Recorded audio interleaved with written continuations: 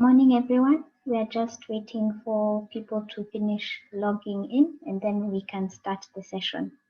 Thank you for joining us.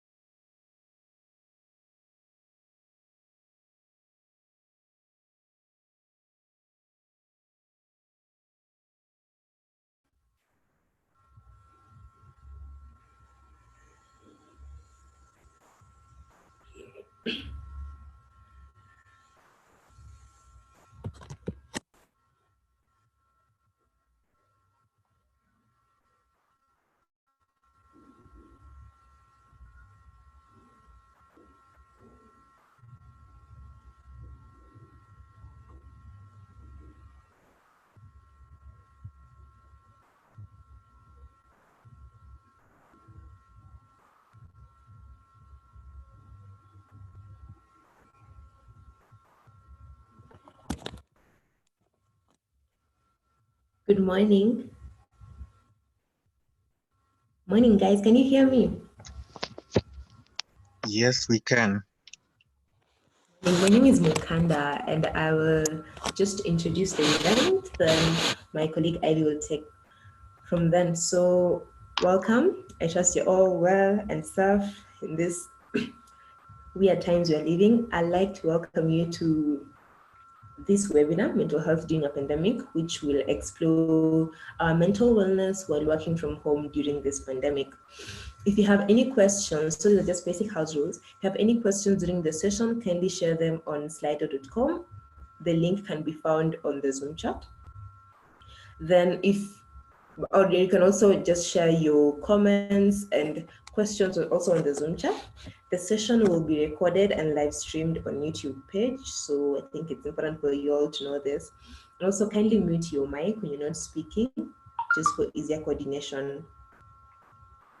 Then has that sunk in? Hello. Yes, it has. Oh, okay. Thank you.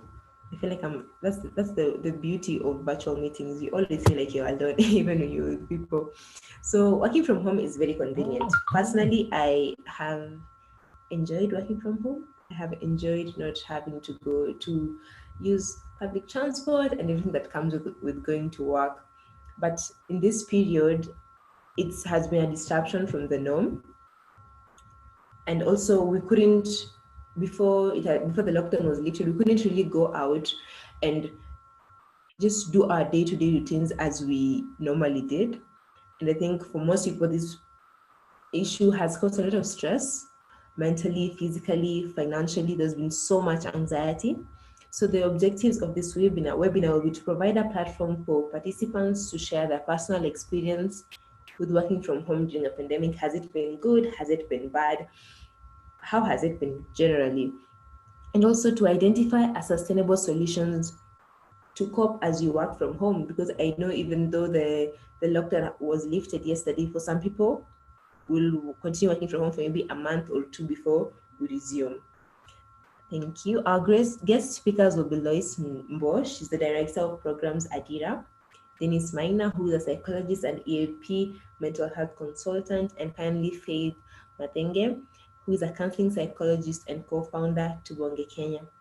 Thank you so much. Thank you so much, our speakers, for gracing this event. Then Ivy will start off the session of the webinar by sharing the experiences on mental health while working from home during a pandemic. Thank you so much. Hoping that this webinar will be a good one. Ivy, on to you.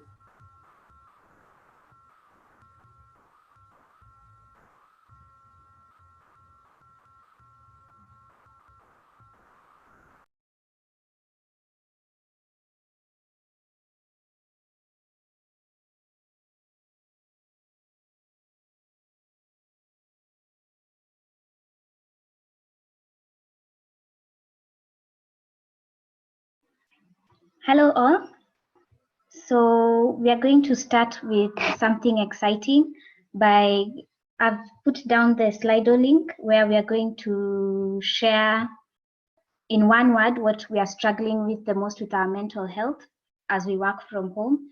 And then after we do that poll, we'll hand over the floor to Dennis. So let me share my screen so that we can see what everyone's answers will be.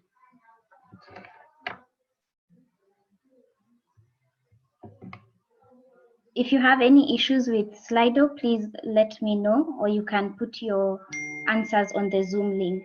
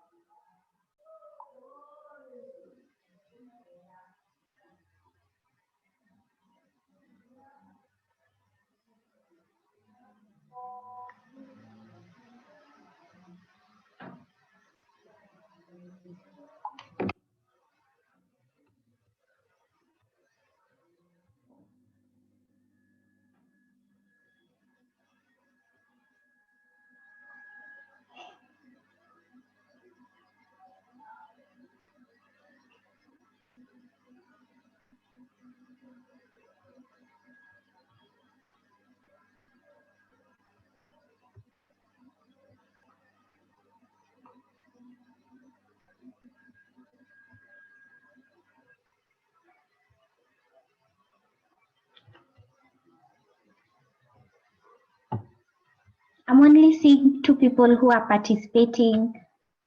Is anyone having an issue using Slido?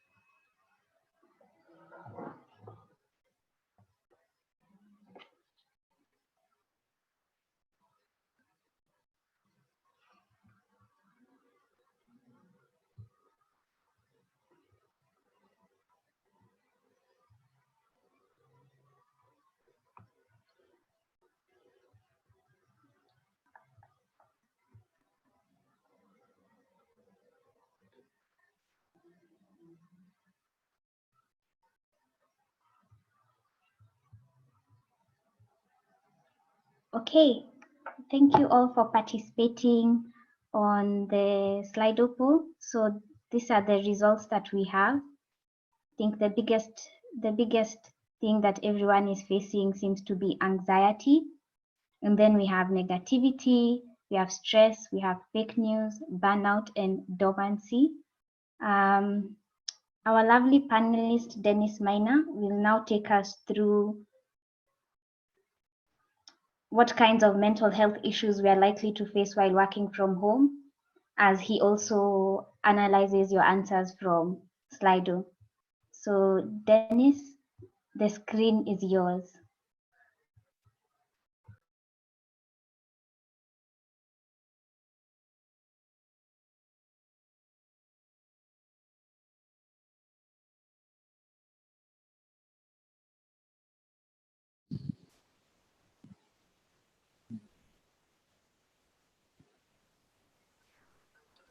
Dennis, I think your mic is off, just unmute. Okay, yes. Can you hear me? Yes, we can. Can.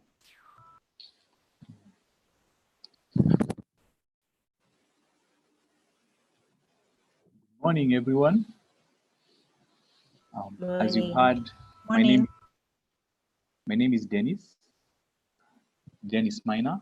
I am a counseling psychologist and an employee assistance program consultant or employee wellness programs consultant. That means that mainly what I focus on is employees and workplaces in my counseling career. And I think I would begin by saying these are very trying and challenging times for everyone. And as we have heard over and over again, this is an experience that no one has gone through before, no one anticipated. So we wouldn't say that anyone would have put measures, the government and organizations and everyone else, no one would have put measures that would help them in a way or that would prepare them to deal with this situation that we are in. Hence the uncertainty and the unpredictability of everything that is happening. And I would want to begin by saying that as we talk about mental health, one of the things that we need to understand is that there is no health without mental health. There is no mental health without mental health, because at times this mental health tends to be pushed to the side. And this is very detrimental to every individual, to organizations. Right now that we are talking about working from home, as well as to the country and the economy at large. So it's something I think probably this situation has brought us to the point whereby it's a conversation that we need to continue having, or a conversation that has gained a lot of publicity, and people are really willing to engage in this conversation about mental health, because there is a lot of awareness that needs to be done. People need to be equipped to help them understand the significance these have to our individual lives and to the country as well, and to our organizations and our families as well. So based on some of the things that have been highlighted and what people are going through, one would say that health is a state of well-being whereby we are functioning well physically, psychologically, socially, and it's not merely the absence of illness or the absence of a disease. So that means that you do not have to have probably some pain, or probably get to a point whereby there are certain things that you can't really do or you can't move for you to seek support, or for one to seek help in regards to health. So, and now with the situation that we are in, where we are working from home, it turns, or it makes it a very delicate balance for every one of us, because there are certain things, or so many things that have changed, or our way of life, what we were used to, has changed, and nobody prepared us for this. So, for example, let's say you've been working for the last 20 years or 10 years, and in most situations, you will tend to go for leave. For most people, if it's not maternity leave or sick leave, you'll tend to go for leave for about, let's say, a month. That is if you've taken all your leave days, probably in a year. But now we are in a situation whereby, and that's the time most people would be at home. But now we are in a situation whereby people have been at home for a number of months, and it's still not clear how many more months we will be working from home. Now, number one, that means that our environment has completely changed, what we were used to in terms of our work environment. And that already is something that destabilizes us in regards to the environment that we were used to function around as we were working. And when that happens, it essentially means that our routines have changed. What we were used to doing on a day-to-day, then our daily habits have also been altered without prior notice of would you want this to happen. It's not, I would say probably to a large extent, it's not a choice that we have been afforded. It's the circumstances that have put us in that position. So when some of these things change in regards to our routine, then it means that we need to start restructuring so many things in our lives.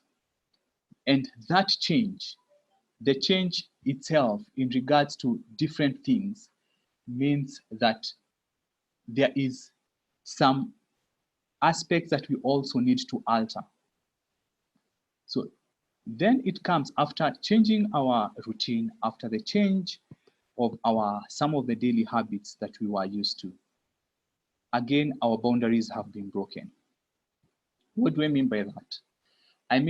What I mean is that many a times we would leave the house, go to work, and we know from this time to this time, we'll be in the office. So your mind is completely tuned to the fact that you will be in the office. So automatically, your mind knows from 8 to 5, I should be in the office. So that means I'm going to be waking up at 6, then I will be commuting from possibly 7, then after work. But now you are at a point whereby, and then after work, which is 5, you can do other things. You can go home, or probably once in a while, you will interact with people, with friends, social functions, and all that. But now that has been put to a stop. So we are facing with a situation whereby we are at home from morning to evening, over the night, and all that. So how do we cope with the fact that we are probably in the same environment all through? What that means is that being in the same environment could have some repercussions.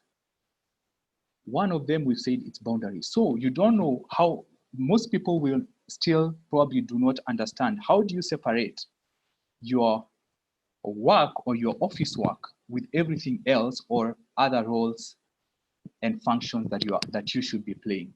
One, how do you separate your work and your family? How do you separate your work and your social interactions? And now, by that, what we are finding people are likely to do, you tend to overwork because you think, no, I don't need to commute, so I have enough time to continue doing this and that. So people will tend to overwork in these circumstances, or tend to spend more time working. So that means that there is a likelihood that there are chances that this will bring up stress in our lives. Why? Because we are not resting enough. Because even as we look at those boundaries and as we look at the different functions, we also need to look at the time that we have to rest. Because as human beings, we need to rest so that our bodies can recuperate and so that our bodies can also repair. So probably now that means you are probably sleeping for about 7 to 8 hours. You tend to sleep less. Why? Because there are so many things that are happening in your life. And again, if you're working from home, probably you have children. How do you make your children understand that this is work time? I cannot be with you. I cannot attend to possibly some of the things that you're doing. So that, again, puts us in a very delicate situation, not only for us, but even for other people around us, our family members, children. Possibly if you're working, you have a spouse and you're both working at home. How do you create that balance? Do you have the environment to work? Do you have the space to both work at home? Probably you are on a call, online call or online meeting as we are in right now. How do you separate that if you both have meetings and you're working in the same environment? So all these situations now tend to bring up, one of the things that has been mentioned is anxiety. Yeah, and anxiety is one of the common mental health problems that we are having today. And with anxiety, someone has talked about negativity. At times, it can tend to happen. With anxiety comes hypervigilance, and this anxiety is caused also by the things that are happening around us with the COVID-19. So that hypervigilance will tend to make your body overwork because there are so many thoughts that are also running through your mind. There are so many things that are happening in our bodies, so many things happening in our minds. And this tends to give us very many challenges in the things that we are doing. So you find that people also tend to become very irritable with some of these things because of being enclosed in the same environment. With the anxieties that are there, with all this information, people tend to become very irritable. That means that people will also get to a situation whereby they're getting into disagreements, frequent disagreements, probably at home or even with colleagues. Yeah. Then we also have a lack of concentration, because of this anxiety that is there because of the whole situation, not knowing about COVID-19, when it's going to end, who is infected, or where most people don't even know how they got infected because they say they never got into contact with someone. So all these dynamics will tend to raise the level of anxiety in different people's situations. Then the restlessness that is also brought about, that restlessness of you are in a situation whereby at times you don't have control of the whole situation. You cannot move out of your house. You cannot do certain things that you used to do. And you see, even as we work, we also need time to do other things. like going out, just interacting with people, the social interactions. So if we don't have those social interactions, then there are higher chances of us getting into mental health issues. One of the other things that is also important is getting sunlight, or getting our bodies exposed to sunlight. Now that we are working at home, how often are we getting that opportunity? You will hear of people who haven't gone out for weeks. And what that tends to do is that sunlight is very important for our immune system. It's very important for our health. We know, probably we all know about vitamin D. It's very important for our health, both the physical and the mental health. So if you're not, what happens also is that if you're not exposed to sunlight and light, natural light especially, what happens is that our bodies do not produce certain chemicals that are important for our mood and for us to be calm, for us to be happy. And a chemical called serotonin, or it's a neurotransmitter, which is serotonin, which is responsible for our mood, for our brain and for mood. And if this happens well, or it's produced well when we are exposed to sunlight, or when we are exposed to natural light. So if you're not exposed to that light, then that means you are likely to, you are more susceptible to mental health problems. Then we have problems like depression. Yeah. And these will affect our mood. It's going to affect our ability to execute what we are supposed to do. Our concentration, it's going to affect our appetite. Yeah. And at times when we talk about what is happening in regards to our appetite and our mood, most at times people will not notice. At times people will not notice that they are eating more or eating less, depending on the situation. And even when they notice it, they don't know how to control it.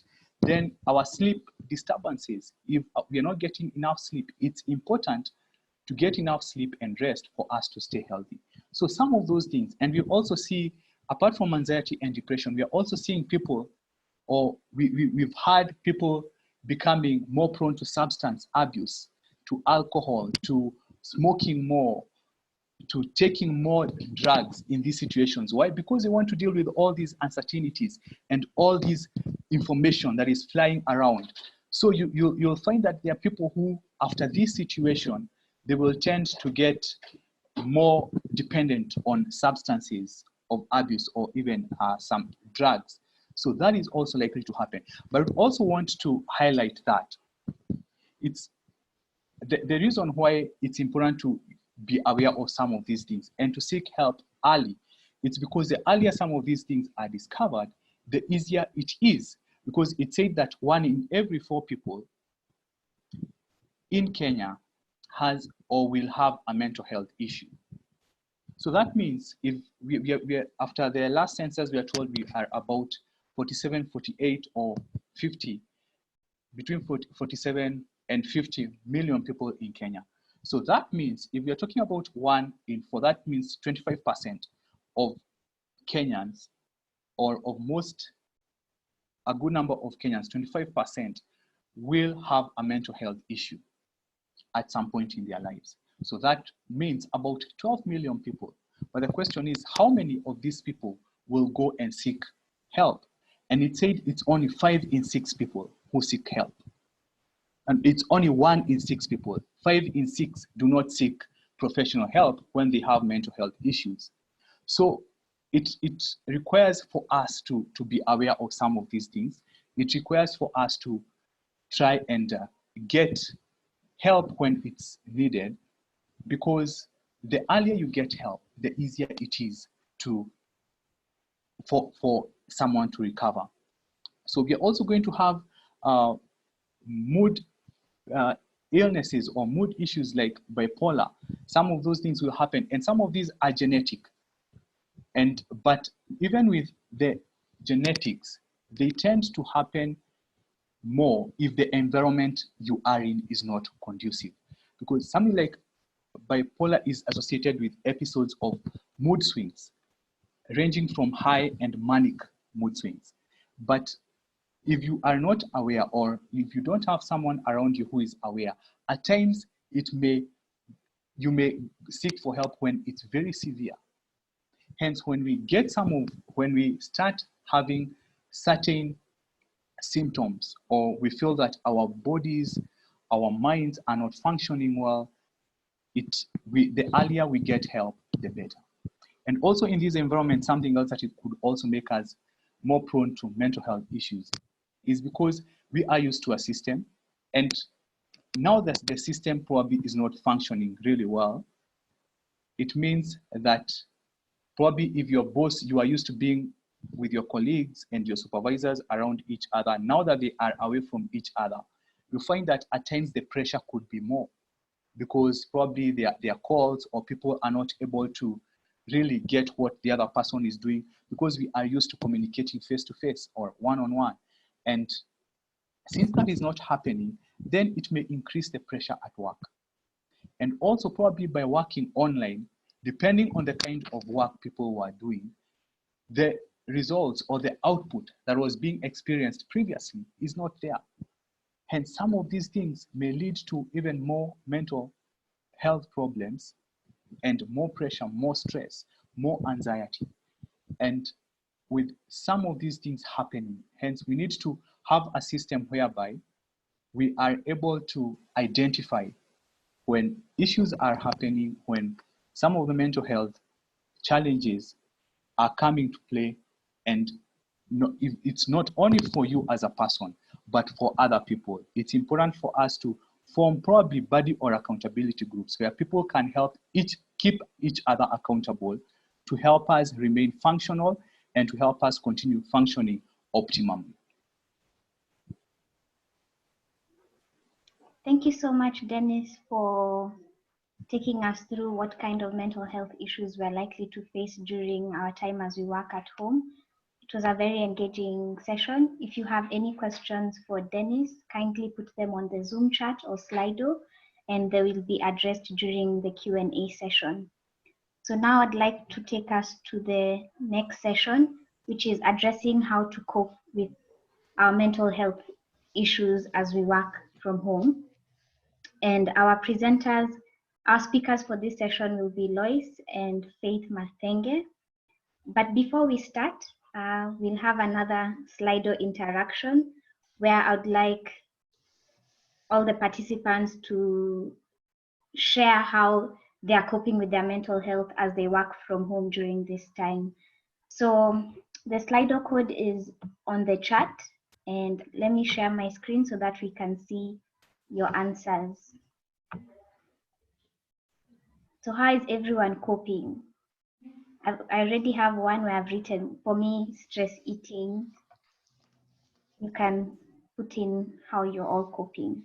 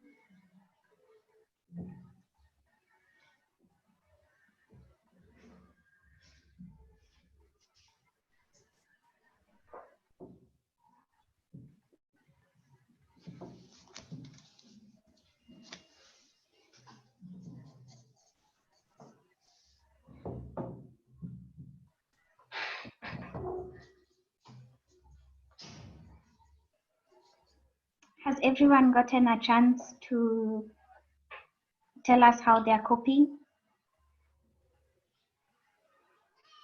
One more minute, and then I hand over the screen to Loise.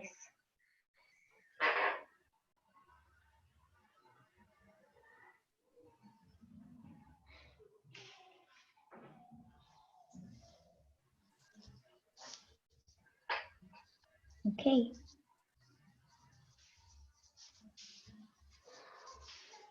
Thank you all for sharing how you're coping. Now I'll hand over the screen to Loise, who's the programs director of Adira, and she'll take us through how herself as a director, how she's able to cope during this pandemic and how she's able to work from home. Loise? Thank you, Ivy. Good morning, or is it? Yes, it's still morning. I want to say good morning to everyone. If you can hear me, just either send me an emoji to say I can hear you, or raise your hand just so that I can, because some screens, we've hidden our videos for some of us. So just show me something that you're here and that you can hear me. So let me see the emoji. Okay, fantastic. Thank you, Ivy. Let's see, who else? Dennis, good. Asha, fantastic. Kevin, where are you? Emma, okay, Emma, thank you. I just want to see emojis. I'm here. Ken, all right, fantastic. Now, so my name is Loise Mboo. I manage the programs at Adira. I'm also the founder of Adira, and Adira is basically a movement that just works with young people to provide coaching and mentorship on the issues of life. So life, we provide coaching on issues of career development, self-development, leadership development. Now, how have I been coping working from home? I was really thinking about, and especially because Ivy said, you know, how is Loise as a director coping? And I am wondering whether, do you really want to know how Loise the director or Loise the person? But I'm going to tell you all of it. I believe in authenticity and I try to live my life authentically. So I was used to working from home. I've been doing that for the last 3.5 years. And because I had, sometimes it would get crazy. I mean, I had an office away from home, a physical office. Then I had a home office. So sometimes I would wake up and I'm like, today I'll go to the physical office, you know, like I'm tired of staying at home. And then I start thinking about traffic and I'm like, no, let me just work from home. So I would say I had mastered and I had a good time before COVID. This is me working from home before COVID. Then when COVID came, work stopped for Loise. There were some contracts and assignments that I was looking forward to them being renewed. They stopped. And you see, COVID came on the 3rd month. For the kind of work that I do, it usually peaks from the 3rd month going forward. So January, February is usually slow. So you can imagine January for me, I'm doing my plans, I'm okay because anyway, you know, I came from December, I had one of my best Christmases. I know we're in July and I'm talking about Christmas, yeah. But I was at a good place January and February. February was at a place of now preparing for the year to begin, my work year to begin. And then COVID happens in March and everything is at a standstill. So how has it been working from home post-COVID? It's been challenging. And for me, the challenges have been, number one, not having work. You know, so I'm at home. Yes, I am used to working from home, but now there's no work. You know, so there's no working technically. And that has been difficult. Of course, there are bills to be paid.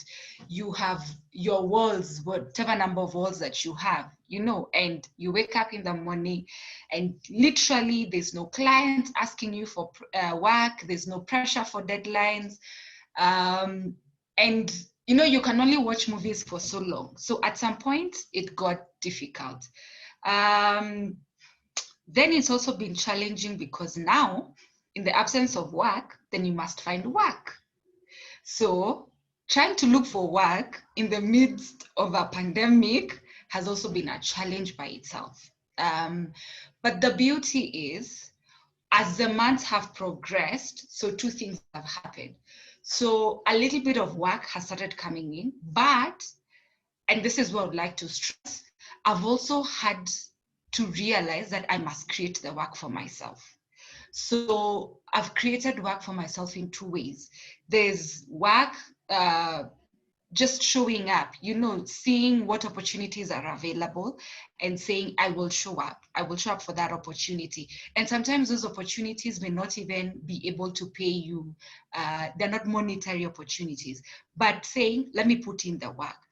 The other kind of work for me I've had to create is, I decided, you know what, so my work that I do is not there, but Adira has to continue. The work at Adira has to continue. So I've also used this as an opportunity to reevaluate, re-strategize, rebrand. And so just doing evaluation about our programs, what is it that we need to restructure, our manuals up to date, where can we edit again and just improve them in preparation for our next classes. I've also been doing a lot of personal work. I've started writing. So I have a writing project that I began in February and hopefully I'll be finishing soon. I've been able to start a podcast. I started a podcast last month that's called Go Forth. So part of my coping has been, in the absence of work, how do I spend my day? And I'll get into that, but also looking for work, trying to show up for opportunities, and then also creating work for myself. And that is essentially pretty much how I've been coping. But then again, because a day has 24 hours, so how do you go about that? And I'll share what I have done. And then in the sharing, you can also pick what you think could be applicable for you. So number one, just the realization, and that's why I gave you the brief in terms of what working from home for me used to be before COVID and what it is. So one of the things that you need to remember if you want to cope in this season and cope well is, and I think Dennis talks about it, is we all have to realize that it's a different season. It's one thing when you're working from home and you have work, or you're on leave, or you've taken a day off. That's different. Now we're having to work from home, but our macro environment has changed completely. And what do I mean? What I mean is this. So maybe you were sent home, because of government directives to work from home. But as the months have progressed, you began to hear conversations about there could be a pay cut. We might have to restructure. We might have to let go of some people. That information, whatever is going on in your company, for example, whatever is going on in your family, whether someone is ill somewhere, whether another one has lost a job, that's what I'm calling the macro environment. So your macro environment is not at a standstill. And our macro environment has become different. It's nothing that we had planned for. So even though we have work that we must get done, at the end of the day, and we are at home, things are not the same. So I want us to appreciate that, and appreciate that these changes that are happening have a direct influence on our productivity. They have a direct influence on our emotional and mental wellness. Being at home, if you've never worked at home, the physical environment now has changed. It's not like in the office where you had a routine when you used to work from office. So you have a routine, you wake up at a certain time, you leave the house at a certain time, you're in traffic for a certain time, in traffic you're doing something, then you get to the office. When you're tired, you go for a tea break, or you go talk to the guys in IT or sales. We had a routine. Working from home, if this is your first time, means that the physical environment has changed. And so, number one, just acknowledging. I would like us to acknowledge that things are different now, so we need to begin to do different. And it's not our fault. And that's so important for our mental, physical, and even emotional wellness. It's not our fault. So you're working from home, and now when you have Zoom calls, You probably have to sit on the couch and do them. Someone else, their background, you know, if you can see mine, there's a whole painting. So you're probably imagining I have an office desk. Someone else doesn't have that. It's your couch or your plastic chair or the carpet, you know, and it's okay. It's not your fault that you did not have a work office. That's what I want us to understand. So number one, just understand that the environment is different. Then number two, how I've been coping is to create a time schedule. And I'm gonna say this, I've created a time schedule and an activity schedule. So a time schedule is what do I do from when I wake up to a certain time. So for example, if I usually wake up at 6 o'clock, and I want to sit and start working at 8.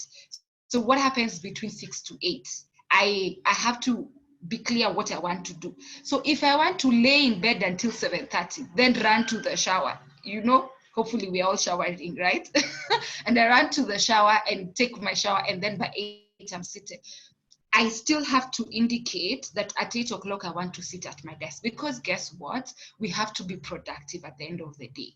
You know, productivity is either on delivering on the work that you have, or even if you're job hunting or hunting for work or creating work for yourself, you have to show results, isn't it? So create that time schedule, and that time schedule, let it include what you're doing at what time, for how long. Let it also have breaks. So you can take 10 minutes break. You can, so like my schedule is divided into time slots.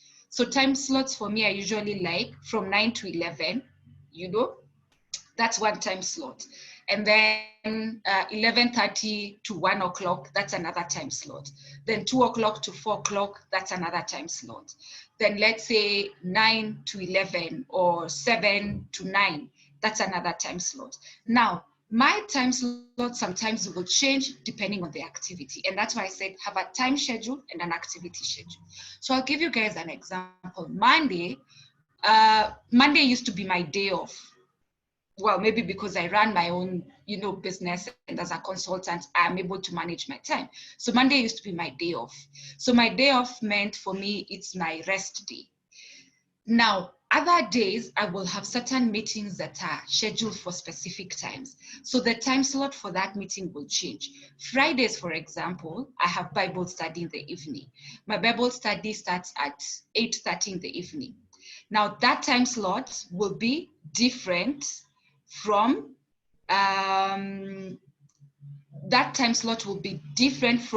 what my time schedule on Thursday would look like. Okay, so you might find that on Thursday, let's say between 7 to 9 o'clock is TV time, all right? But on Friday, TV time could be between 7 to 8:30, and then 8:30 to, let's say, 10:30 or 10 is Bible study, all right? So plan your activities. And if you can right now, I always like to say, do what works for you, all right? So plan activities and schedule them on a time that absolutely you know you will be super productive at that particular time. What am I saying? So say part of your job has to do with reports. You either like doing reports or you don't like doing reports. So if you like doing reports, then it may not matter what time you're doing your reports. So you could do it at the end of the day because it's something that you do. If you don't like doing your reports, then maybe you want to do them first thing in the morning, isn't it? When you're still fresh, if you're a morning person. If you're an evening person, then you want to do them in the evening when you know your energies are up. So as you schedule your activities, ensure that you give the appropriate time slots for you so that you keep yourself motivated. And that's how I've been keeping myself motivated. The other thing I've been doing is taking breaks. So like I said, my time schedules have breaks. And in those breaks, what do? I could actually, like if I have a break from 1 to 2, that 1 to 2, guess what? I could actually watch a series, one episode of a series. Or the other day, I really love listening to music. So there are times I'll put my music on as I'm working. But the other thing I've started doing in the last couple of weeks is I have this speaker. So I go to YouTube, I plug in my music, and I start dancing. Yeah, I know, alone. But it just, it gives me energy and psych. It's a thing that makes me happy. And I will dance and sing along. Of course, I will sing off key. But guess what? By the time I'm done with that 30 minutes of dancing and singing off key, I have so much psych, I can continue. It could be a walk. I take my walks in the evening. So from 6 o'clock, or sometimes now that the curfew moved from 7. So before I take my walk from 5:30 to 7. All right. But I have to take an evening walk. All right. So schedule your walks. Imagine when you were in the office, for those who are in the office, you'd have that lunch break. You would go chat up with someone, like I said. So those walks are so important. So ensure that you take breaks, because half of the time you're seated working. Make time for hangouts, even in the course of the day. And that could be part of what you do in the break. So at your break, call someone. At your break, text someone. Make sure that you're also connecting. It's so interesting that, like for me, I've realized, because maybe of the kind of life, sometimes the weeks would get so busy. So I'm meeting my friends over the weekends. That was before.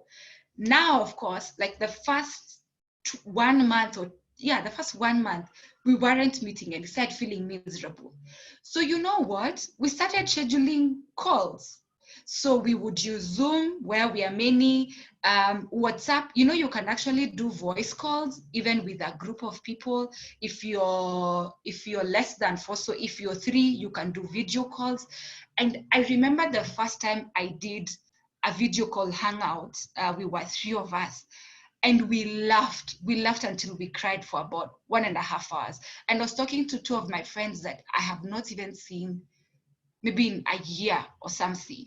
So please ensure that you use technology to connect, and you can connect in the middle of the day. You don't have to wait for weekends. I know some people said they prefer weekends, but you can also do it in the course of the days. In case you still have a job and you're having to work from home, this is what I would want to advise. Negotiate with your boss on outputs. I know things are tricky right now, and there's spotlight on is working from home. How do we ensure productivity? So for me, I always say, be the proactive one. And what I mean is, instead of focusing that I logged into a system at 8 o'clock and I logged out at 5 o'clock, negotiate with your boss. These are my tasks for the day. Can we agree that I'll be able to complete them by the end of the day? And why?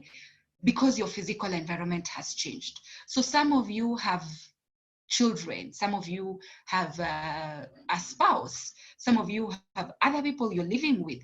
It's not the same like when you left home and you had no distractions. Now you have distractions. And like Dennis said, sometimes it's difficult to tell your children that mommy or daddy can't talk to you now, and you close yourself in the room and they're at the door. It's not possible, So just negotiate so that your performance is based on output as opposed to how many hours did you log in. What else can you do, just very briefly, or how else have I been coping? Like I said, I've created work for myself, but I've also changed my environment. So last week, for example, I was spending time on my book project. So guess what I did? I called my sister up and I said, I want to come and work from your house. I mean, I have my own place, but I just needed that change of environment. So I would go to her house. So every morning when I'm leaving the house, you see, that time I'm in traffic was fantastic for me. It helps me decompress. Then I get to her house, I open my laptop, I work. It's a different environment, but it made such a complete difference for me. It improved my productivity. So if you have those options, it could be your friends, it could be your relatives, once in a while, it could even be 1 day in a week, be willing to do that, because a change of environment, a change of scenery has a very great influence on helping you cope and improve your productivity even as you work from home. So that has been my experience. If you have any questions, please share. Remember, as you work from home, be very conscious about your environment and doing things that will help you in your new environment to be productive. So dance, sing, get your time out, work, schedule your time, schedule your tasks and activities appropriately. Thanks. Back over to you, Ivy. Thank you so much, Loise, for sharing how you've been coping as a director and as you as an individual. I really appreciate how you've tackled that question. Next, we'll have Faith Mathenge, a counseling psychologist, to give us coping strategies from a mental health expert point of view. Faith, the screen is yours.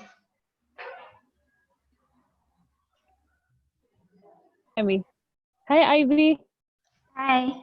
How are you? I'm good. How is everyone doing? Good afternoon. This is Faith Mathenge, and I'm a counseling psychologist. And I started a project called Tubonge. I'm a co-founder of Tubonge, Kenya. So, Loise, that's amazing. You've been doing good. I mean, you have really planned yourself, and as much as the transition is hard, and home is filled with distractions and that you don't encounter at work, you've really been able to plan yourself, and that's amazing. So I'm just going to discuss on a few strategies or a few tips that we can be able to still be productive as much as you're working from home. As in, it has not been easy, and maybe you're living with your spouse, you're living with your siblings, with your kids, there's sort of distractions. You are not used to all this, and the meetings back to back, it can be really hard, and transition is not as easy. And what we need to know is that this is not the time to expect perfection. This is not the time that you'll give the best results, or you'll have to do this amazing project and get excellent results. This is the time that you need to be patient, give yourself time to adjust to this new norm, and just be kind to yourself. Know that this is not the way we were used to. For example, for me, okay, and for most of us, we've never had this situation before, ever. And this is the time you're experiencing something that even going out, you are scared because you don't know whom you're going to meet. You don't know how the situation is. So it's not as easy, but we just need to be patient with ourselves, and you need to be self-aware of what works for me. Because maybe probably what works for Loise will never work for Ivy, and will never work for James. So this is the time that you need to be self-aware and know that maybe I stay alone. When you stay alone, it's not the same as when you're staying with your siblings or with your family. So it requires modification. I mean, and it's involving two major things in your life. This is you're working from home, and this is work.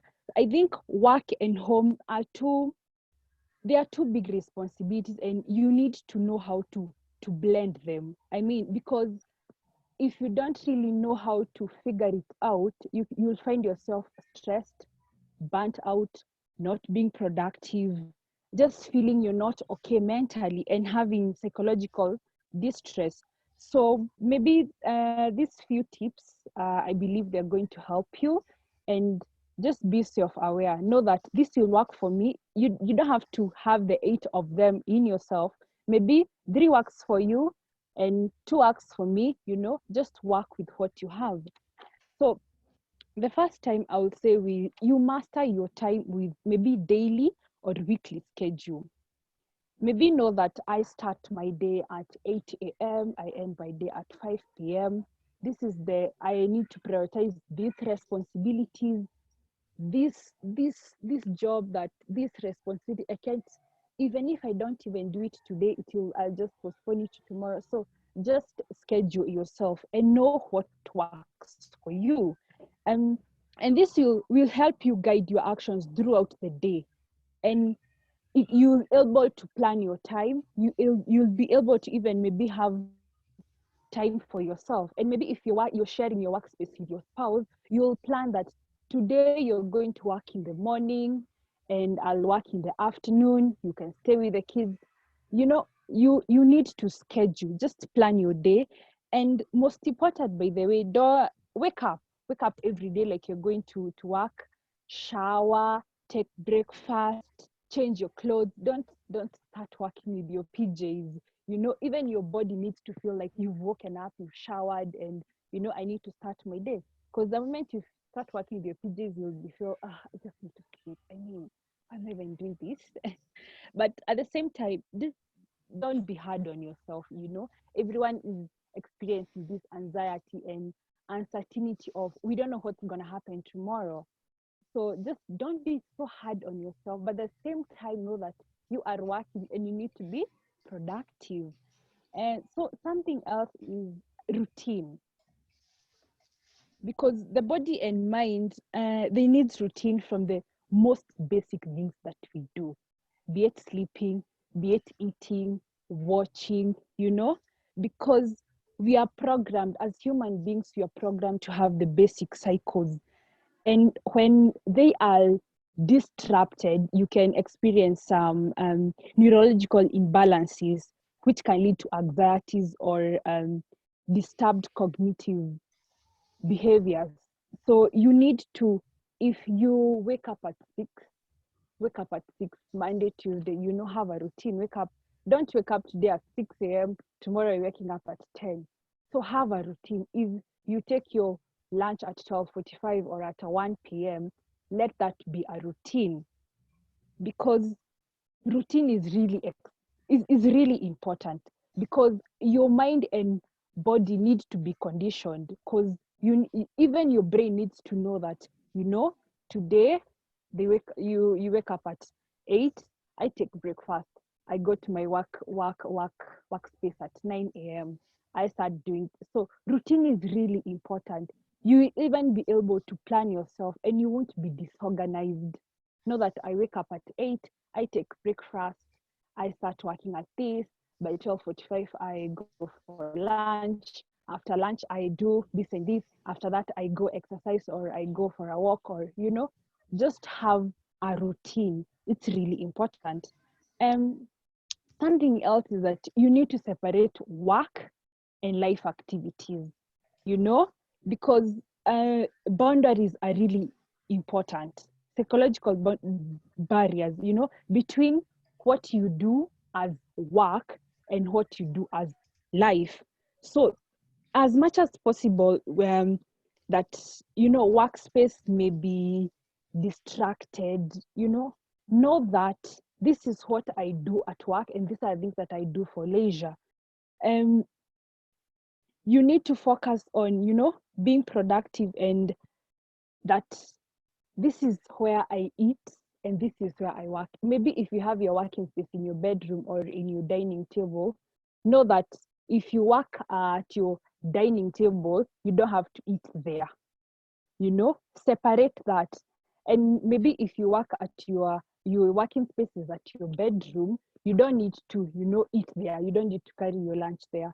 So know that when to leave, I can say quote unquote, so that you can be able to leave your workspace. You know, the way when you're working from the office, when it's lunchtime, you go eat at your, maybe there's a eating place at your office, or you go out this place, you go to eat, you know, so that you differentiate that this is my working space and this is the rest, maybe the rest of the house. So that's really important, that you need to know that this is work and this is my life. And at times you need also to take a break. You don't, as much as you're working from home and you're feeling so much pressure, you need to be productive, you need to do this and this. Also, be careful to manage your expectations, because as you develop your list of work and prioritize from most necessary, and if you're unable to complete, be kind to yourself and take a break. You might leave your workplace, you just switch off your laptop and leave your workspace and go to your dining, and, you know, stay with your siblings or with your kids or with your spouse.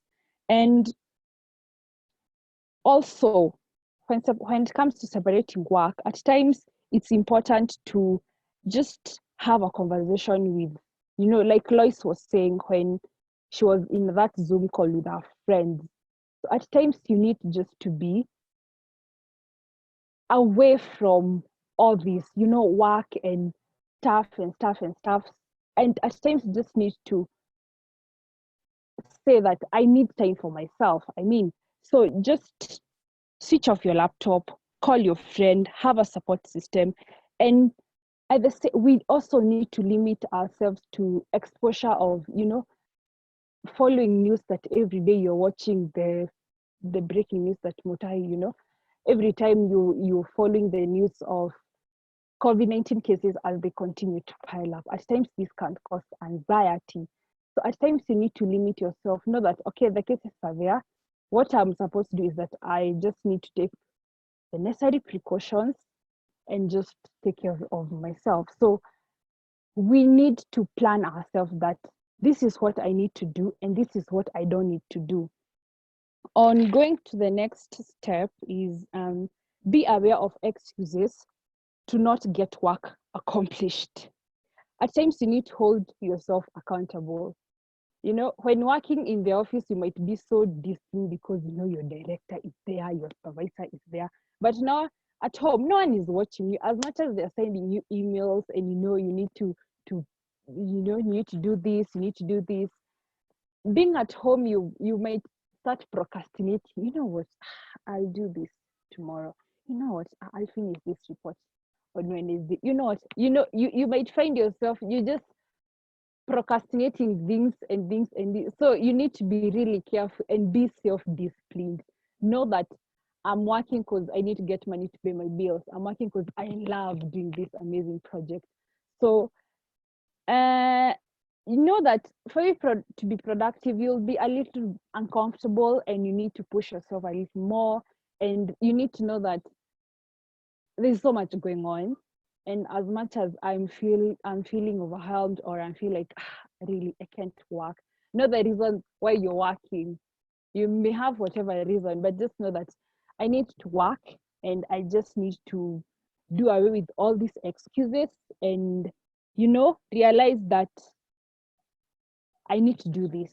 And as much as I feel so bored and I feel so confused and I feel like, God, why are we experiencing this at this time? You know, at times we try to question even God, like, why? You know that as much as you're doing all that, you have work.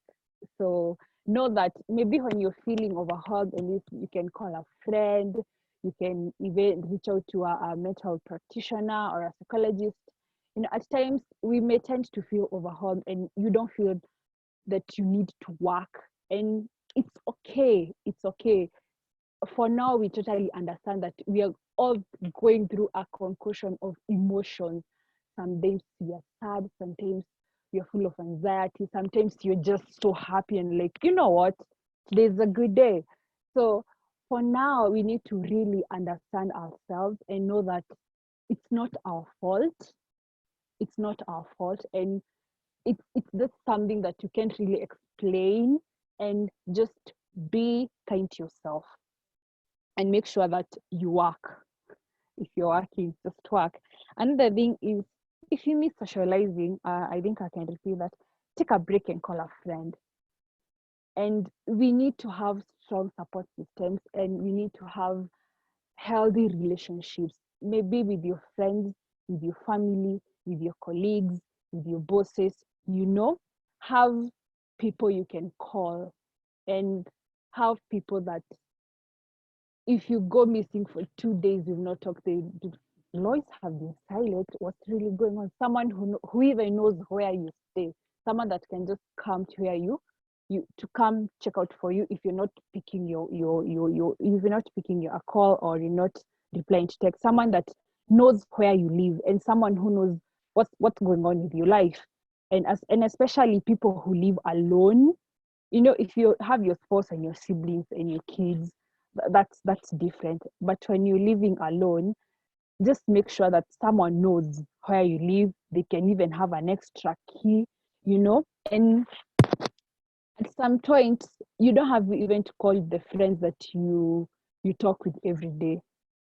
call that person that you talked, the last time you talked was like last year in August.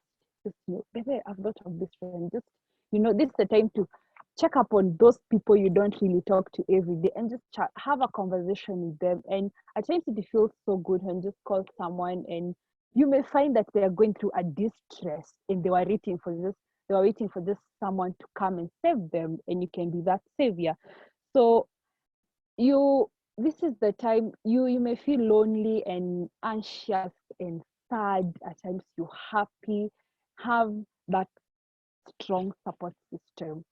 And if you don't have, this is the time to start cultivating conversations with your friends and know that, I need to be serious, that I have this friend. This is what you do for each other. This is someone I can really rely on. This is someone, if I don't have food, this is someone I can go to their place and eat and sleep without them judging me. So we need really to invest in healthy friendships, which, we have three, okay, let me just go a little bit off. We have three components of healthy relationship. One is communication. Okay, Esther. One is communication, and the one is compromise and commitment. At least have a few friends that, they are really, we communicate, we are real. Someone who can compromise and someone who's really committed to this friendship. And number 6 is focus on silver linings. I mean, look at the brighter side of working from home. As much as you have all these feelings that there's a lot of distractions, I'm just having a meeting, then my baby just comes in and I can't just ignore them. Know that at times it's helpful. Maybe in the office you have this colleague that who keeps on distracting you, and I saw this dress, Loise, this, someone who just keeps on distracting you. And now when you're working from home, you're not with them.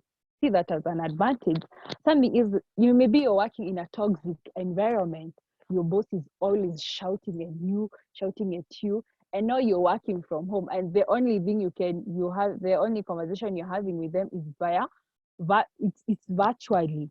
And so see the brighter side. Also the cost of transport, the time you spend on traffic, look. And also working from home, you have a sense of control. You do this activity as much as your boss needs this. You're the one who knows that I will do this provided they get the results. It's me who really knows. He's not just here coming up to my office and checking what exactly I'm doing. Provided I email them whatever they're supposed to email, I have control of it. And something is, be glad for your work. Gratitude. Globally, so many people have lost their jobs. So many people are employed. Thank God that you have your job. At least you have projects that you can work on. At least if it's a psychologist, you're getting clients. So gratitude. Thank God. Just tell a higher power, thank you. At least I'm working. I'm able to pay my bills. I'm able to, get food and the basic needs that at least gratitude and thank God. Another thing is prioritize self-care. Prioritize self-care. Maybe you can just go to the next slide. I just mentioned on self-care kidogo. Ivy, please. Self-care. One is make sleep part of your routine and maintain sleep hygiene. What I mean by sleep hygiene is make your bedroom comfortable. You don't have to sleep with your phone on your bed and your laptop and all these things. Make your bed comfortable. Something else is that avoid things like caffeine an hour before sleep, screen an hour before sleep. Maintain sleep hygiene and at least have a maximum of 6 to 8 hours of good sleep. Another thing is let exercise be part of your self-care routine. That 10 minutes walk, just home workouts, journaling, watching a good movie, motivational talks, Oh, no, okay. Sorry for that. What I mean is this, let exercise be part of your routine. You can be going to the gym, you can be keeping, something is eat right and drink water. Drinking water is something really important, but people puza it. But it's something really good and something that just drink water. Eat right and eating right doesn't mean that you have to eat chicken and you have to eat beef or eat dengu, beans, beans and rice, something a balanced diet. Say no to others. At times we need to stand on ground and say no, and it comes with, you feel so good when you're able to tell someone no, even without explaining yourself. So you don't have to kill yourself to do something which you think it's really distressing you at the expense of the other person. At times, learn to just say no. Schedule your self-care time. If you're used to go to working at 6 p.m. or at 5 p.m., make sure that you do that every day or even 3 times a week. So if it's going to the gym, if it's keeping, we talked about routine, and routine is so important. So if you do your self-care time at 5 p.m., maintain that. If you do it in the morning, you wake up and go for a run, maintain that. Also, take care of yourself by getting organized. People think that, I don't have to get organized, but getting organized, you're able even to pick what's important very fast, and you're able even to figure out your room. If it's books, dispose those that you're not using. It means that those you're using. If it's clothes, there are people we call them holders, people who don't dispose anything. The top that you used to wear 5 years ago, you still have it. You don't wear it, but you just want it to be in your closet. So you need to dispose those things that you don't use. And not only beings, even your friends. You need to dispose your toxic friends. We talked about the 3 C's of healthy relationship. If you realize that your friend, they're just there to use you or take advantage of you, just do away with them. And that's that. I hope that we will be able to work productively and to achieve as much as you're working from home. We'll be able to work productively, reduce stress, and just manage our psychological well-being. And we need to know that it's not being the best. It's just being about being better than you are yesterday. Thank you.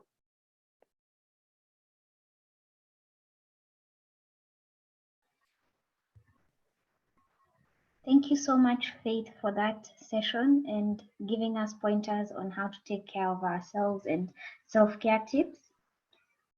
Now, I'd like to open the floor for Esther, who will take us through the Q&A session, and all your questions will be answered by our panelists. Esther?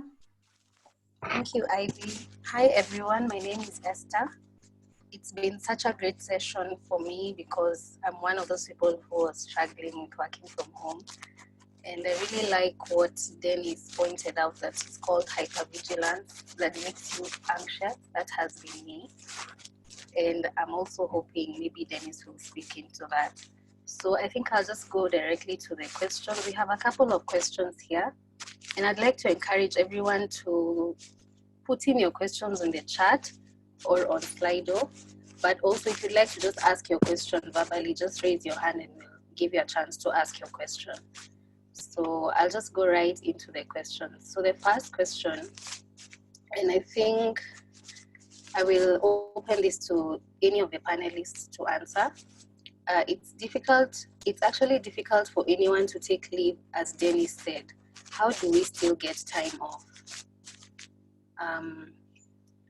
Any of you who feels can address this question can go right ahead. Okay, Loise, because you're the one I can see, I'll just speak on it.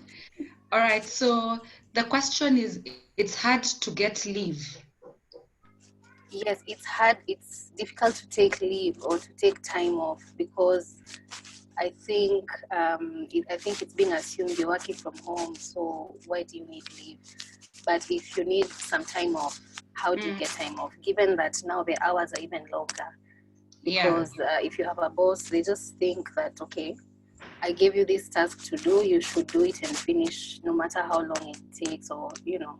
Weekends have also been blurred now because it's assumed you're at home, so why do you even need that time off? I always encourage people to remember that you must always be in your corner for yourself, and then know how to help other people be in your corner. So how do you get leave in such a situation? When you're asking for leave, what do you have on your table? You know, sometimes we go to ask for leave regardless of what assignments that we have, and it is our right, yes. But I always say leadership is also about helping the other person help you. So if you want leave, go and ask. When you're asking for leave, say, I need 3 days time out, and I would like to take leave. I know I have this assignment that I've been working on. I have reached, give a status update. This is where I have reached. I know the due date was at this particular time. So if, for example, you had a due date and the due date is going to be past the time you're away on leave, then suggest, do you have a colleague that you can work with, that you can recommend and say, for example, I've spoken to Ivy and we were doing the assignment together and she'll be able to complete the second bit, but I've done the first bit. You know, or if the target date, the due date is after, say, I would like to take leave the next 3 days, but from Monday when I come back, I'll be able to ensure the assignment is finished by Wednesday next week when it's due. The thing is, right now, everyone is at such a tense place. Everyone is trying to make everything work. Even our own bosses are probably being asked, are you sure Esther and Loise are really working from home? So to demystify all that, you take up the leadership and say, I need time out. I have these things on my desk. This is how I intend to take care of them, but I need this time out. For me, that's always been my policy. Show leadership so that it can be given to you. Yeah. So it's a give and take, basically. Yeah. Okay. Thank you so much, Loise. May I also add something to that, Esther? Thank you, Loise. That was very well answered. But also like to add a lot of what is happening right now and what is going to guide you right now, wherever you're working or in every situation, is based on what you have done in the past. Yes. So if you wouldn't deliver in the past, it becomes very hard for you. It gives you very little room to negotiate.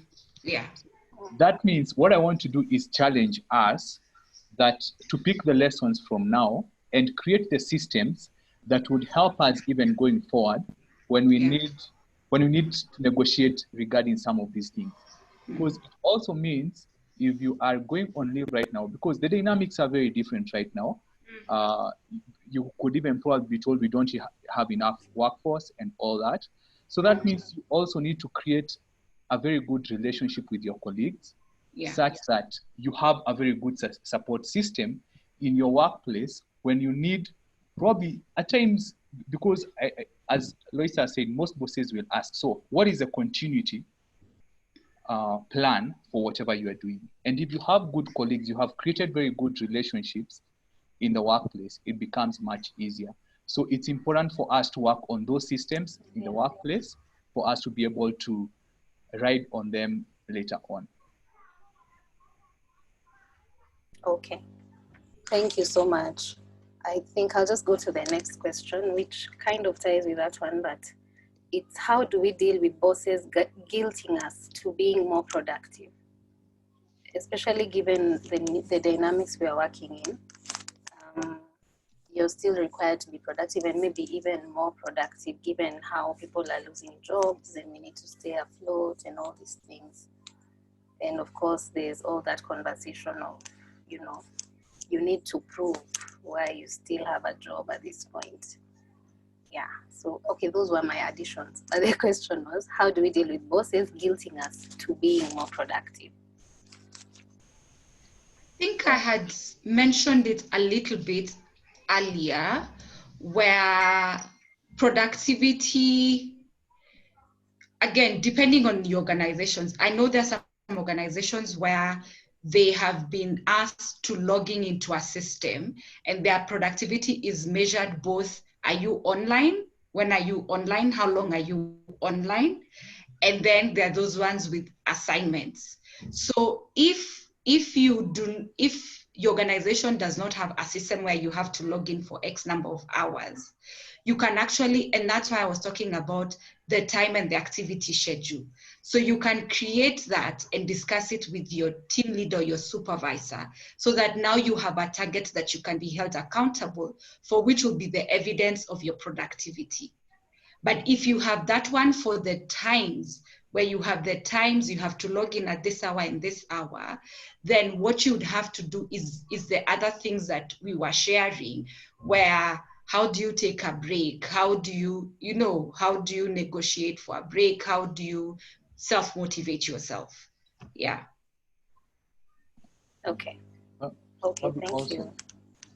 Adding to that, I think it's also important for us to be self-aware, because most of the organizations may not have the kind of technology that Loise has mentioned. So it basically means that it's what you deliver, yes, and your word against your boss's word. And I think in such situations, self-awareness is very critical for you to know what have you delivered, how much effort have you put in, and be comfortable with what you have done, especially if you know you have done your best, you've utilized all the resources that are within your disposal. Because at times you can only do so much to please someone. So it's important, because that also means that you're also looking out for yourself and also taking care of yourself. Because at the end of the day, you may be pushing yourself to deliver on your work and end up losing on many other sides, like your health, like your family and other relations. So self-awareness is very critical, and even negotiating again and having an understanding with your boss. And that means you also have to be assertive in regards to how you communicate. Assertiveness skills are very important, and at times they can be learned, or at times you can be trained on them. Thank you, Dennis. So all I'm hearing from you guys is we have to engage with our bosses and we have to communicate with them. Yeah, thank you. So I'll go to the next question, and it's for Faith specifically. I think in your presentation, Faith, you had a part where we should learn to say no. So someone is asking, Faith, do I tell my boss no? How do I tell my boss no? You don't necessarily, you won't tell them, no, I won't do this, but just make them understand. Make them understand from your point of view. Maybe they're giving you assignments back to back.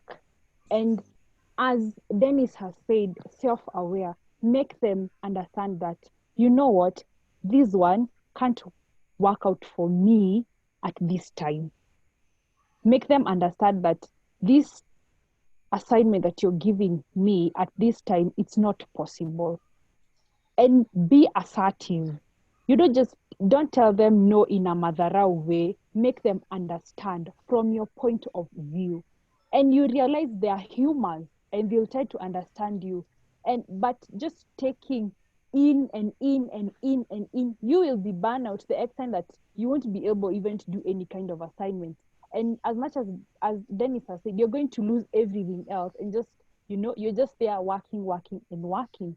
But make them understand, you know what, I'm exhausted, I'm burnout, I've been online or I've been working for the last 36 hours and just, I can't do this anymore. I need a break. So make them understand. You just tell them, you know what, I want to do this, but tell them, I can't do this because of A, B, C, and yeah. Okay, thank you. And I'll also pose the next question to you. How do I cope with anxiety that comes with working from home? Coping with anxiety. Maybe you are fidgeting, you're feeling anxious. You need to know, why am I feeling anxious working from home? So how can I make myself comfortable and be able to deal with this anxiety. If you are able to know that, just be self-aware. This is the reason why I'm feeling so anxious, is because I'm working from home. Why is it that I'm so anxious? Is it that I'm not comfortable at maybe my workspace? Is it but because I'm just having so much distractions? Is it because that I'm not productive as I thought I would be when I'm working from home? You need to be self-aware. Which are all those surroundings that are making me feel so anxious that I can't work from home? And times when you're having anxiety and you're feeling so much anxious, I always tell my clients to try breathing exercises. Be in a space, sit comfortably, just feel so comfortable, maybe on your bed, on the floor. Breathe in, breathe out, breathe in. Just try to calm yourself down. But if it gets to an extent, if you're getting panic attacks and it's becoming uncontrollable and you can't, as much as you're self-aware, you've tried breathing exercise, it's not working, reach out. Reach out to a therapist, to a psychiatrist, and you now start a journey of, do you need medication for this? Or do we need to do something called CBT, cognitive behavior therapy, for all these anxious feelings that you have? So yeah, that's what I can say. Thank you so much, Faith. And now we go to the last question. I hope that covers everyone's questions. And I'll pose this to the panel, and each of you can give an answer, starting with Loise, then Dennis, and Faith. So the last question is, how do I work around lack of motivation? How do you work around lack of motivation? I always like something that Eliud Kipchoge once said, that I'll just paraphrase it. He said something like, if you always depend on your moods and feelings, you will be a slave to your dream, something like that. And he says, discipline must supersede motivation. Of course, I've paraphrased it. So how do you go about working when you have lack of motivation? Number one, I'll remember, what are your targets? What are your goals? If you don't work on your dreams, they won't work on themselves. So you must remember your why. Number two, scheduling helps us create a structure that can catalyze discipline. And that's why earlier I talked about time schedule, but also activity schedule. I personally, whereas I will try to be as disciplined as I am, the reality also is the nature of my job requires me to do so many activities. There are those that I enjoy, there are those that I don't enjoy, but I have to do them. So I schedule my activities as and when I can on a time that works the best for me, so that there's that balance. You get, so time and activity scheduling will help you. So the things that you enjoy doing, put them at a time where, regardless of the time, you can still deliver. The things you don't enjoy doing, put them at a time where you are so fresh you have to do, so that that discipline is instilled on you, and then getting accountability partners, especially now that we are working from home. I know someone who, the first week of working from home, they were so excited, and then they ended up with Netflix, and they would say, I'll do this one tomorrow, and then Netflix happens. But then what we did is, with them, we created a system where a WhatsApp group, and it's simple things. So every day you have to come and log in and say, what is the one task that you achieved? So having someone hold you accountable to either your daily or weekly activities can also then stir up that motivation. Because again, you don't want to be reporting that you're not delivering on your job. Yeah. Okay. Thank you so much. Dennis, something to add? Yes, I would say number one, again, I go to being aware of exactly what is happening around you, because at times, is it something that have you been demotivated, or have you lacked motivation for a long period of time? Or is it because of the circumstances or the things that have happened of late that have brought about that feeling of being demotivated. So understanding yourself and getting to know what is likely to have brought the demotivation. That's the first part. The second one is planning, as Loise has alluded to. Plan and know when am I able to deliver better, because at times it may be because you're not achieving the targets that you have set. So look for ways on how, because obviously if you're able to achieve your targets, it gives you more motivation, or if you're able to achieve what you had set out to do, it becomes very critical for you to get that motivation. The other part is the self-talk, because it's important. Our subconscious mind continuously stores what we keep on telling it. And someone said that our life tends to move towards the direction of our most dominant thoughts. So what are you thinking about? What are you telling yourself every day? So your self-talk becomes very critical in regards to what you're telling yourself. And our bodies are so powerful such that our bodies and our minds, they start responding to what we keep on telling them every day. So what you're telling yourself every day regarding the situation and regarding the issue becomes very critical, because that's what informs your moods, your thoughts, and your behaviors. So that becomes very critical. And the other part is ask for help from someone. Talk to someone about what you're feeling and what you're thinking, and also journal your emotions, journal what you're going through, because it helps you get more insight and helps you understand your emotions and the situation better. Thanks, Dennis. Please.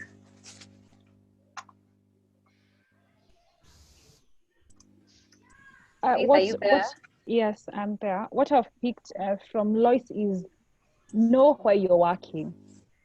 Maybe you're working to pay your bills. You're working because you love this project. You're working for this reason. And then he said is be self-aware of environment.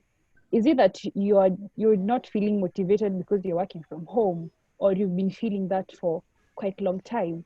And now what I can say is that have this one activities that replenishes your energy. Have this one thing that if you do it, you'll wake up and feel challenged and you're going to conquer this mountain. So be self-aware that what is this thing that I do or that I engage myself in, and after that time, maybe a period of that minute, I feel that I can do anything. Maybe it's listening to your favorite motivational speaker. Maybe it's dancing. Maybe it's going for a run or for a walk. Know what is this thing that if I do this thing, it just boosts myself. Know if it's talking to this friend of mine that they give you so much motivation and they talk to you and you feel energized and you feel happy and you feel like, you know what, I will do this. So it's being self-aware. Know yourself and know what works for you. Good thing is that you know that you are demotivated. Today you are demotivated. So why is it I'm demotivated? And why is it that something else Dennis has said is about journaling? If you were so motivated on Monday and on Thursday you're so demotivated, check your journal and see what is it that Monday that I did that I was feeling so motivated, and why is it that this today on Thursday I'm feeling so demotivated. So you need to be self-aware. What is it that I did different on Monday that I need to do it on Thursday? Or this is when you need to know yourself, know what works for you, and that will really help.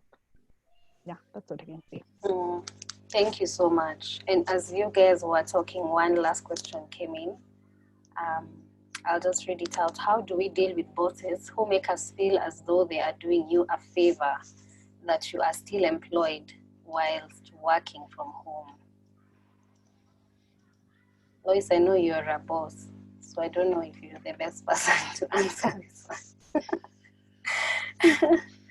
But yeah, please, I'll open it to anyone. Let me be honest and say this. Number one, the truth is, anyone who has a job and is working from home right now, they're really lucky. That's just the reality. They are lucky. But that having been said, no one should shove it down your face or your throat. It is not proper. It is not professional. So for me, I always say emotional intelligence. You see, your boss has the power of 10. because you will not go on a speech giving to your boss, and please, that's where emotional intelligence comes in. Let it come in here, let it go out. Protect, guard your emotions, guard your heart, guard your mind, guard your mental wellness. So how you protect yourself is by not engaging in that conversation. Let them, you focus on, I have a job, gratitude, number one. Number two, what do I need to do? You deliver. But don't engage on a shouting match, because like I said, first, the reality is you are lucky if you have a job. The other thing is your boss has the power of pain. So it's not acceptable, but you never fight. You know, in Swahili we said fahali wawili wakipigana nyasi umia. So you don't want to get into that fight. So you just deliver on what needs to be delivered. An appropriate time will come when you can find a way to speak your thoughts. But before that time comes, choose wisdom, and silence sometimes is wisdom. Yeah. Thank you so much for that, Loise. Dennis and Faith, do you have something to add? And what I can say is just try not to engage on them in so many things. If they are telling you, do this report by tomorrow, just do it.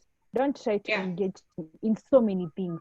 Just don't get on their way, because that's going to trigger them, and that is when they're going to come down on you in so many things. And maybe they're just projecting.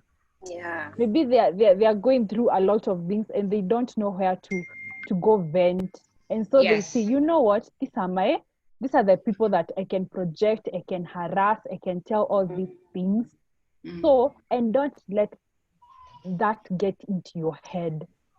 Let them talk and be there. Ikiingia hii sikio itokee ingine, and just know that, you know what, I know I'm here because I need this job, I need to pay my bills, and whatever you're going to say or whatever you're going to talk, it won't demotivate me. And don't let it get into your head. Thank you. Thank you so much. I think Faith has reminded me of something. I felt Loise had answered that question adequately, and I still feel that way, but I have something to add. One is also learn your boss. Most likely you've been with your boss for a while.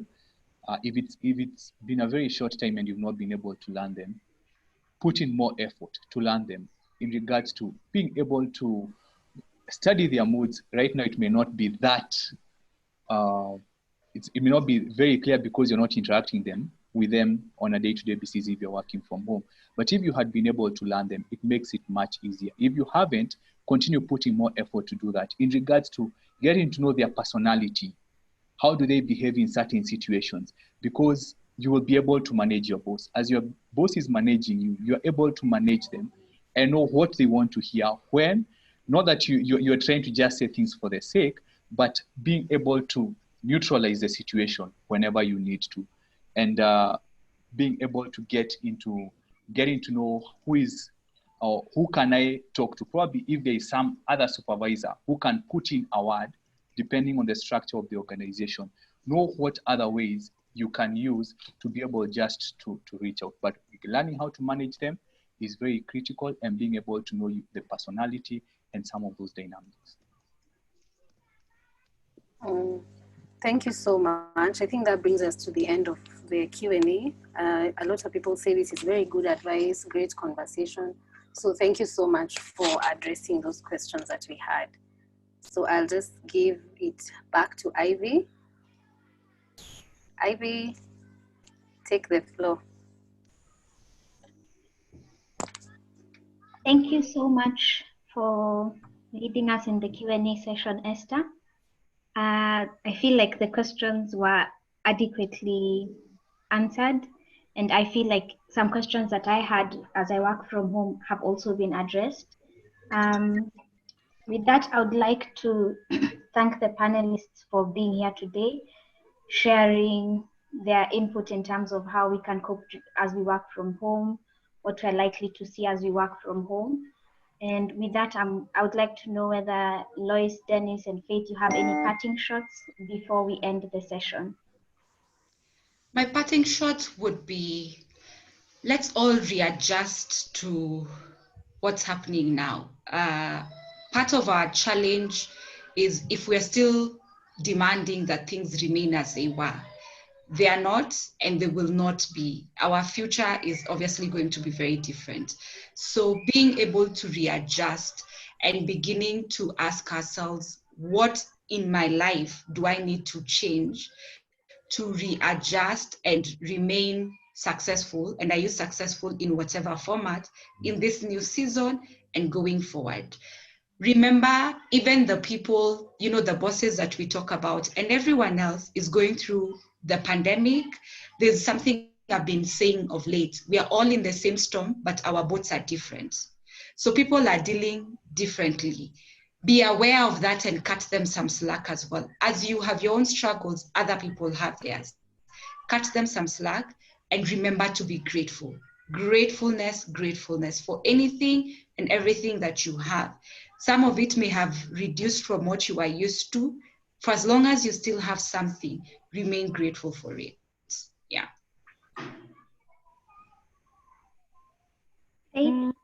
Yeah, what I can say is be kind to yourself and to others. We are all going through a period that we've never experienced. We are anxious, we are sad, we are depressed, you know, all those things. Be kind to yourself, you know, take care of yourself emotionally, psychologically, physically, you know, just at times sit down, think about yourself, affirm yourself, you know, make yourself feel better, and also be kind to the next person. You don't know what they are going through, and you can just say a word and break them, or you can say a word and make them live forever. So just be kind to yourself and to others. Thank you. Dennis? I would say this is a journey, and more so specifically not only to the workplace, but in regards to mental health, because we are all in a situation where we need to work around that, each and every one of us. I would say this is a journey that you should not only during this COVID period, but at any point, it's a journey you should not walk alone. So you need to get other people on board. Support systems are very, very important, whether at home or in the family, in your social gatherings and other social aspects of your life, in your family. Support systems are very crucial. So mental health, I would say, at this time, I would compare it with COVID. It's more or less an invincible enemy. It's all like the physical health where you will be able to see it. That's why at times you need other people to identify the issues and to help you deal with them. So I would say don't walk alone, work with other people, begin getting the support systems in place. Thank you. Thank you so much for the parting shots. I also like to thank the participants for joining today's session and locking down this time to be with us for this meeting. I don't take this for granted. And also, the meeting was live streamed on YouTube. In case you'd like to rewatch this, the stream will be on our YouTube site, which is the Open Institute. And on top of that, I'll be able to share the panelists' contacts with you via email in case you'd love to reach out to them after this session, or you'd like personal sessions with them and get to know more about your mental health while you work from home. And then, yes, before we end this meeting, Esther will launch a poll on Zoom for feedback on how you found this meeting, whether you found it useful, whether you'll see all the questions on the poll. Please feel free to participate so that we know how to improve on future events. And thank you so much. Be safe, stay safe. Esther? Yes, the poll is now running. I believe I can share my screen. I want to see the results, but people are commenting and putting in their feedback at the moment. Are you able to share your screen? Let me try to do that. We actually have the poll on. You have it. Yeah, we have it. It's on our screens. So we only have 5 of 11 who have participated. So please, the other, okay, now 6. The other 5 minus me, I think the other 4.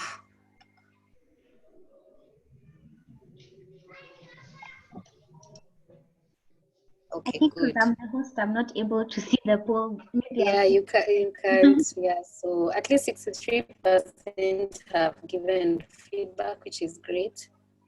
And this gives us a lot of insight on how the session was. I will leave it running for now, but I will stop sharing my screen at this point.